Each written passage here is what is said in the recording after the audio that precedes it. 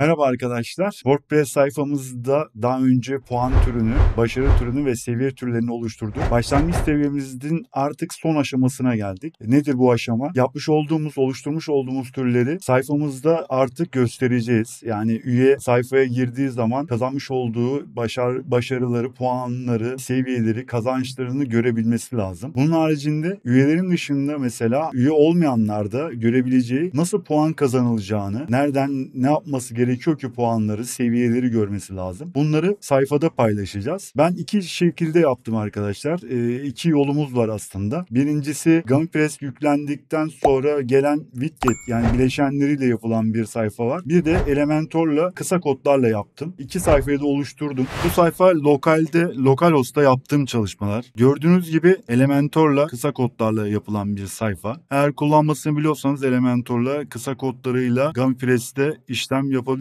Yani sayfa oluşturabilirsiniz. Böyle bir üye sayfası bu. Üye girdiği zaman bu şekilde bilgilerini görebilecek. Buradan mesela hangi puan türleri olduğunu, detaylarını görebilecek, ne yaparak, hangi faaliyetlerde bulunarak mesela puan kazanabileceğini, ondan sonra başarılar yani ödüller dediğimiz olay. Burada işte hangi ödüllerin nasıl alınılabileceğini, işte bir şekilde ne yapması gerektiğini ya da puanla işte açabileceği ödülleri, sıralamalarda da aynı şekilde arkadaşlar böyle bakın işte ilk seviyemiz zaten bronz seviyeydi. Bronz seviyeden sonra tekrar yukarı doğru gidecek.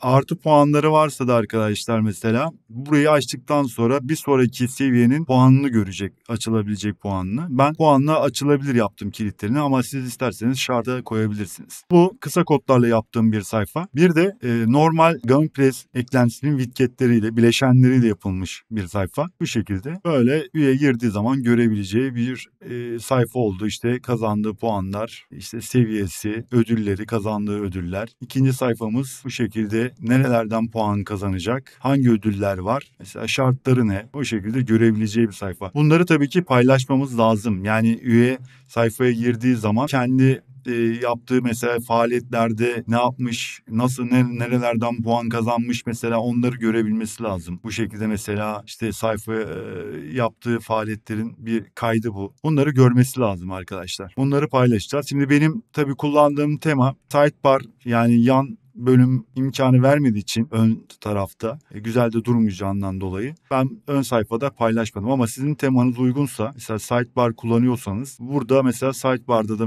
paylaşabilirsiniz bunları. Güzelce mesela üye girdiği zaman görebilir. Hatta ben blog sayfasında yaptım bunu. Bu şekilde mesela üye girdiği zaman bu şekilde görecek. İşte son başarıları, puanları bu şekilde görebilecek. Tabii bunları şeylerini değiştirebilirsiniz. Stilini değiştirebilirsiniz arkadaşlar. Bir arka plan yapabilirsiniz ya da ne bileyim daha farklı çerçeveler falan arka planlarını doldurabilirsiniz. Güzelleştirebilirsiniz. Bu size kalmış bir şey. Ben yalnızca nasıl yapılacağını göstereceğim size. Nasıl yaptığımı göstereceğim. Onun yanında GummyPress'in muhakkak geliştiricinin sayfasına, internet sayfasına muhakkak girin arkadaşlar. Eğer bu eklentiyi kullanacaksanız orada çok fazla bilgi var. Tek tek anlatılıyor. Türkçe çevirin. Yani anlaşılabiliyor sonuçta. Oradan mesela çok faydalanabilirsiniz. Shortcode'lar olsun, diğer bilgiler olsun mesela işleyişi hakkında mesela bir sürü bilgiyi buradan öğrenebilirsiniz. İşte ücretli eklentileri bunları inceleyebilirsiniz. Ben bu e-ticaretle ilgili bir şeyler yapmaya çalışıyorum.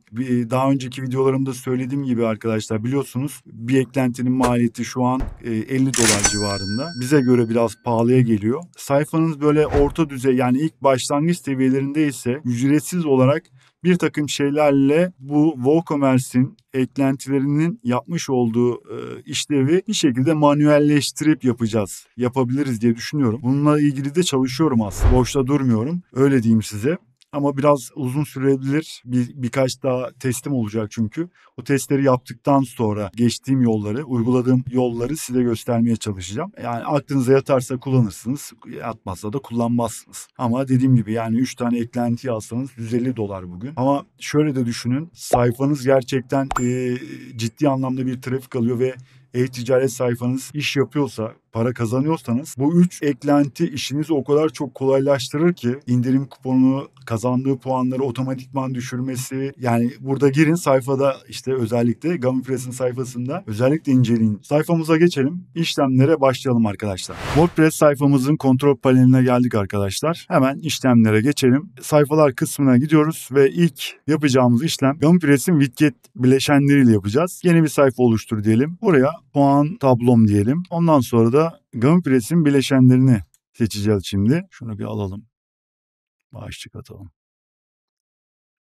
Başlığımız puanlarım. Normal GummyPress'in bileşenleriyle başlayalım. Kullanıcı puanlarımızı alalım. Şunu bir alalım şuraya. Gördüğünüz gibi ikisi de geldi. Buradan puan tiplerinin tümünü seçerseniz tümünü gösterir burada. Zaten 2 tane puan türü yapmıştık daha önceki videolarda. Bir şekilde bakın direkt geldi zaten. Yine bir başlık atalım. Ödüllerim diyelim. Buraya da kullanıcı son başarılar. Şu. Bu böyle gelecek. Burada bir tane başarı türü seçmiştik zaten arkadaşlar. Bu tarafta bunu seçeceğiz. Sağ tarafta. Şu ana kadar bir tek yeni üye ödülünü başarmışız zaten almışız. Onun haricinde başka bir ödülümüz yok. Seviyemize bakalım. Ben buraya bir başlık daha atalım. Başlık seviye dedikten sonra kullanıcı seviyesi. Kullanıcı derecesi. Evet. Onu da gene sağ tarafta bir tane seviye türümüz vardı. Seviye türünü aldık. Şu an 3. bronz seviyedeyiz. Puanla 2. bronz seviyeye geçebiliriz. Bakın burada 300 puan kullanarak kilidini aç. Buna eğer 300 puanımız varsa şu an yok 150 puanımız var. 300 puan olduğunda icabında bunu açabiliriz arkadaşlar. Onun haricinde bir tane daha ne ekleyecektik? Kullanıcı kazançlarını yani aldığı faaliyetler, hareketlerden aldığı puanlar. Başlık ekleyelim. Kazançlar diyelim.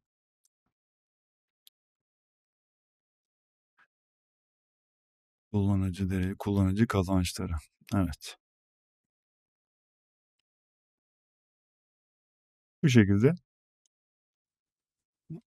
faaliyetlerden işte yaptığımız günlük faaliyetlerden kazanmış olduğumuz ödüller ya da puanlar. Bu şekilde mesela GummyPress'in widget yani bileşenleriyle böyle bir sayfa yapabiliriz. Bunu işte dediğim gibi düzeltirsiniz. Yani stilini değiştirebilirsiniz, yaparsınız. Bu şekilde eklenişini gösterdim size. Şimdi bunu kaydedelim.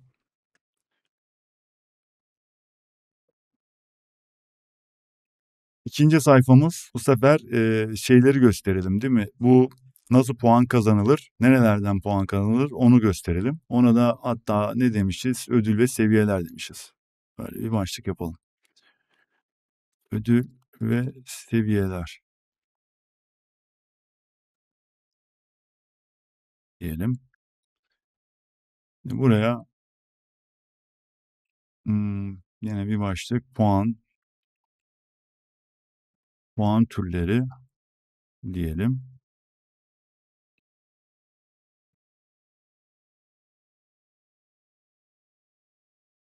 Evet ne kullanmışız? Puan türleri, başarı listesi, sıralama listesi. Evet. Puan türleri. Puan türleri atalım.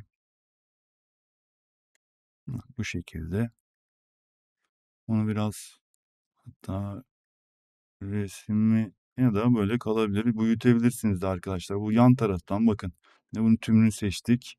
Sütun 2 sütun yaparsanız 2'ye bölür ama böyle bu şekilde 2'ye yani 3 yaparsanız buraya 3. eğer puan türü yaparsanız hatta 3 kalsın. Bir sonraki videolarımızda çünkü dediğim gibi e-ticaretle ilgili bir puan türü yapacağım. 3 kalsın hatta bu. Bu şekilde olabilir. Güzel. İkinci puan türü ödüllerde herhalde değil mi? Evet, başarı listesi. Başarı listesi diyelim.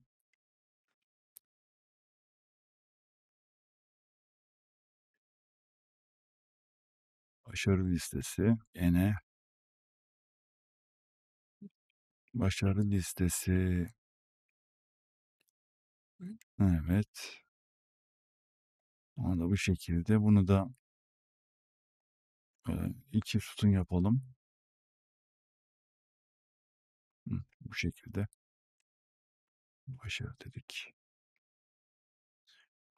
Evet, burada bakın filtresi var zaten. Yani arayabiliyorsunuz. Hatta buradan işte kazanılan başarılar, bekleyen başarılar. Yani halihazırda kazandıklarınız ya da bekleyen daha açılmamış ödüller. Zaten açılmamış ödüller genellikle arkadaşlar böyle silik renkte oluyor.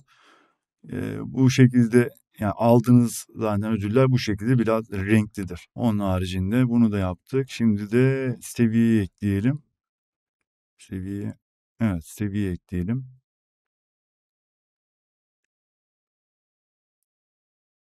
Seviye dedik. Buraya da sıralama listesini alacağız.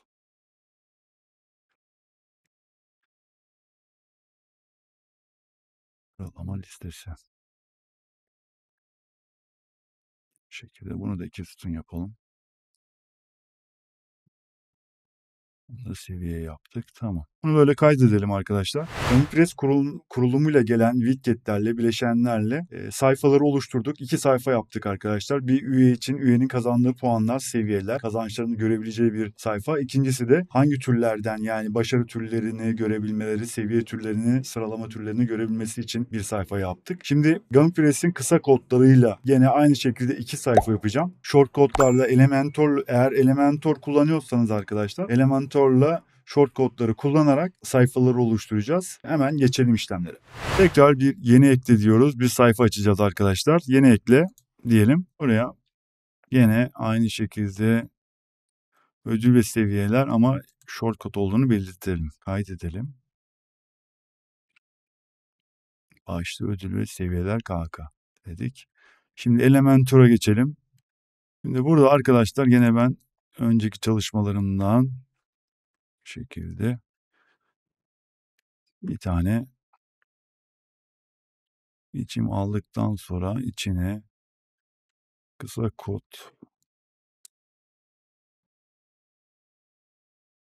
ya da şunu favoriler ekleyelim hemen çıksın çünkü. Evet. Aldık. İçine attık. İlk önce puan tablosunu alalım şöyle. Kopyala dedik. Yapıştıralım. Bu şekilde direkt geldi. Hatta şuna bir başlık atalım. Bir tane başlık yapalım.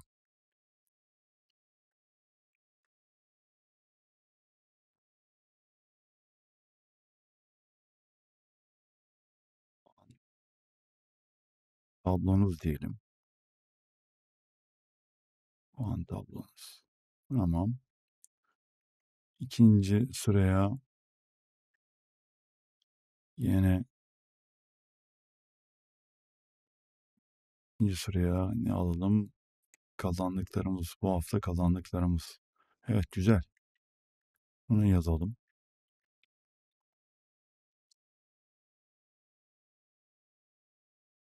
Kazandıklarımız dedik. Bunu ortaya attık. Şöyle yapalım.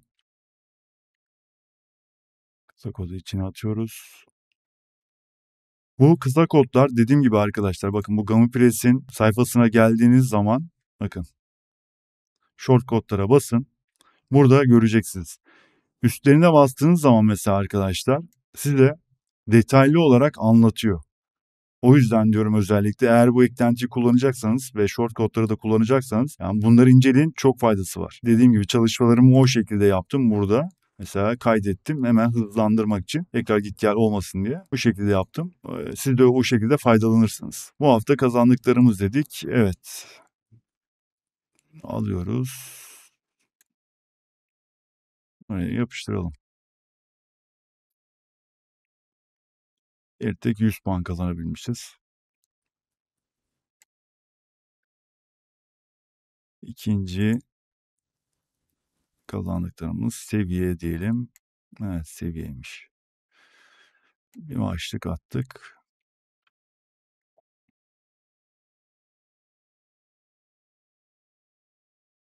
Seviye. Evet.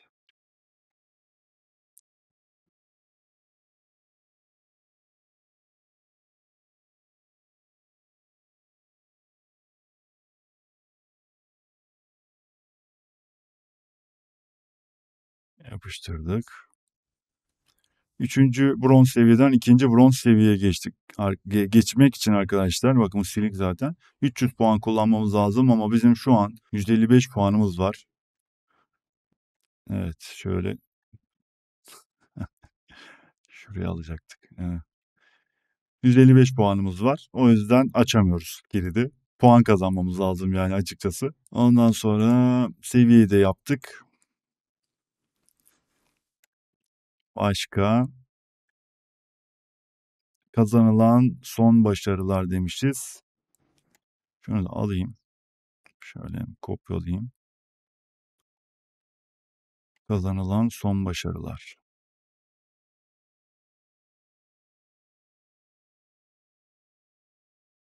Bunu da ekleyelim. Evet, bir tek siteye üye olduğumuz için bir şey kazanabilmişiz. Bir ödülümüz var. En sonda kazançlar olması lazım. Kazançlarınız, evet. Gerçi daha evet, kazançlarınız aynen. Puan türleri. Puan türlerini yapmıştık yani. Puan tablosu tabii. Kazançlarınız. Şunu bir kopyalayalım.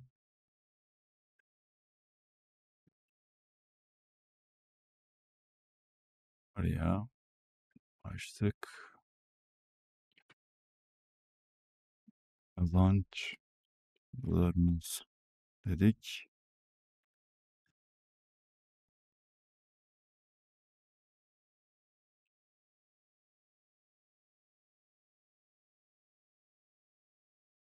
Yapıştırdık. Evet, bu şekilde geldi. Evet arkadaşlar kısa kodlarla yaptık. Bir sayfayı oluşturduk. Üyenin üye sayfasını oluşturduk diyebiliriz. Yani üye puanlarını bu şekilde kısa kodlarla da oluşturduğumuz sayfada görebilecek. Şimdi ikinci sayfa oluşturacağız gene kısa kodlarla. Burada sanırım anlaşılmayan bir şey yoktur. Elementor kullanıyorsanız şayet işinizi daha da kolaylaştırır. Widget de aslında widgetler de çok kolay baktığınız zaman. Artı widgetlerin ayarlanabilir kısımları da var. Daha farklı şeyler de ekleyebilirsiniz. O yönden güzel. Kısa kodları her yerde kullanabilirsiniz. O yönden güzel. Benim tavsiyem hangisi daha kolayınıza geliyorsa onu kullanmanız olacaktır. Hemen ikinci sayfaya da geçelim. Sayfayı yaptık, kaydettik. Şimdi ikinci sayfaya geçelim. İkinci sayfamızda ödül ve seviyeler diyelim. Ödül ve seviyeler. Elementor'a geçelim. Hemen başlığımızı oluşturalım.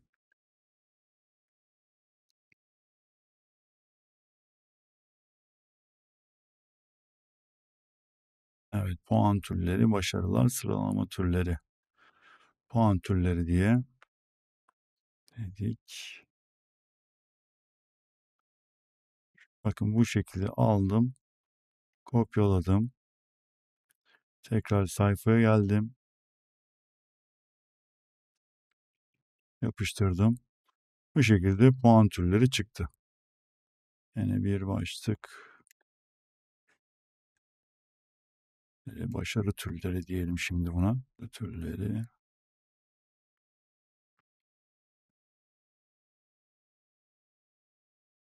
Kodumuzu attık.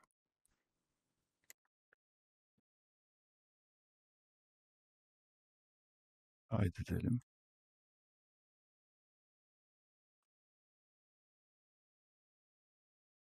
Başarı türleri de geldi. Evet, puan, başarı ve seviye türleri var zaten sırada. Seviye türleri dedik.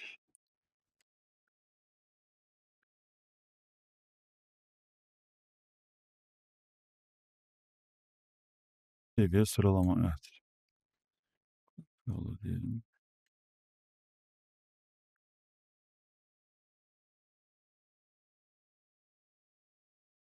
Bunu da yapıştırdık. Evet, bu şekilde seviye türlerini de oluşturduk arkadaşlar. Hatta bunu şeyde yapabilirsiniz. Mesela içi sütunda yapabilirsiniz. Şöyle bir bakalım. CV türlerine. Ee, Run. Aynen. Şunu alalım. Girdim. Şu şekilde. Kaydetmemişiz. Şöyle alalım. Okula diyelim. Heh, mesela şöyle yapıştıracağız. Ona şimdi burada bir tek seviye gösteriyor. Onu da şu şekilde çözeceğiz. Arkadaşlar bakın şimdi şuraya bir kaldırayım. Kaldırdık. Şimdi şunu da kaldıralım. Şimdi bunlar geldi. Bunu da şöyle 2 diyelim. Bir dakika. Columns muydu? Yanlış yazdık herhalde. Columns. Evet. Columns diyeceğiz. 2 yaptık. Onu da buraya gelecek şimdi. Yani bu şekilde. İlk seviyemiz, başlangıç seviyemiz, ondan sonraki seviyeler arkadaşlar. Şimdi bunların hepsi puanla açılabilir seviyeler arkadaşlar. Ama mantıken de zaten baktığınız zaman bunu açmadan buradaki seviyeyi açamazsınız. Önce bunu açacaksınız. Sonra burada çıkacak o yazı. Burada işte onu açıp ondan sonra böyle böyle gidecek yani. Evet. Unuttuğumuz bir şey var mı? Yok herhalde. Yayınlayalım onu da. Kısa kodla yapılmış olan. Aynen puan tablom. Heh, bu şekilde. Tamamdır. Evet arkadaşlar, iki şekilde de sayfaları yaptık. Örnek tabii bunlar örnek olarak yaptım. Nasıl ekleniyor, nasıl gösterilir onları örnek olarak yaptım. Siz bunların stillerini ya da neler eklemek istiyorsanız ona göre değiştirebilirsiniz tabii ki. Sayfaları yaptık tabii bunları şimdi paylaşmamız lazım. Bunu da menüde artık nerede gözükmesini istiyorsak sayfamızı menüye alacağız. Menüde göstereceğiz arkadaşlar. Böylece sayfada paylaşacağız. Ben örnek olarak gene ana menüde göstereceğim. Siz istediğiniz yerde gösterebilirsiniz. İşleme geçelim. Kontrol panelindeyiz gene arkadaşlar. Burada şimdi yapacağımız işlem önce görünüme geliyoruz ve menüler sekmesine geliyoruz. Yapmış olduğumuz sayfaları paylaşmamız lazım şimdi. Ben ana sayfada paylaşacağım. Siz menünüzün özelliğine göre değişik yerlerde de paylaşabilirsiniz. Şimdi bunlar mesela kısa kodda yapılanlar. Bunları menüye ekleyelim şöyle. Hatta şöyle olsun. Böyle gelsin. Evet, şimdi bir de normal Gumpress'in widgetleriyle yaptığımız onu da bu şekilde alacağım. Bu şekilde. Tamamdır. Paylaşalım, kaydedelim ilk önce. Ana sayfamıza gelmiş mi bakalım. Ödül ve seviyeler dedi. Puan tablosu. Puan tablosu. Bakalım. Evet bu şekilde paylaşabilirsiniz arkadaşlar. Öyle puan türleri. Widgetlere bakalım.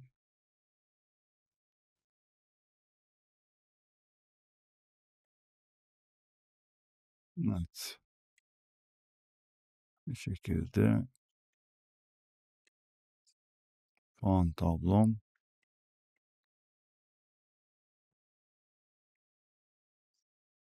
Evet.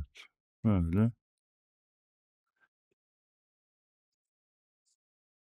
Evet, yani gayet başarılı olmuş. Yani bir sıkıntı gözükmüyor. Evet arkadaşlar, sanırım anlaşılmayan bir kısım yoktur. Sormak istediğiniz bir şey varsa lütfen yorumlara yazın. En kısa sürede dönüş yapacağım size. Eklentiyle bu 5. mi 4. videomuz oldu herhalde. Başlangıç seviyesi olarak adlandırdım ben zaten bunu biliyorsunuz. Başlangıç seviyemizde puan türlerini oluşturduk. Başarı türlerini oluşturduk ve seviye türlerini oluşturduk. En sonki aşama buydu. Sayfada paylaşmaktı. Artık başlangıç seviyesini bitirebiliriz diye düşünüyorum. Mantıken eklentinin artık ne yaptığını, neler yapılabildiğini bir nebze olsa da anlamışız diye düşünüyorum. Bir sonraki videolarımda biraz daha işte detaylı işlemler yapmayı düşünüyorum ama dediğim gibi artık e-ticaretle ilgili olabilir. Bir eklenti işte yani eklentinin bir özelliğiyle ilgili bir şey yapmaya çalışacağım. Tabii bunu ücretsiz nasıl yapabilirim diye düşünüyorum. Onun üzerinde çalışıyorum. O yüzden de konuyu takip edin. Bence faydalı olabilir en azından. Hoşunuza giderse gittiğim yol, uyguladığım yol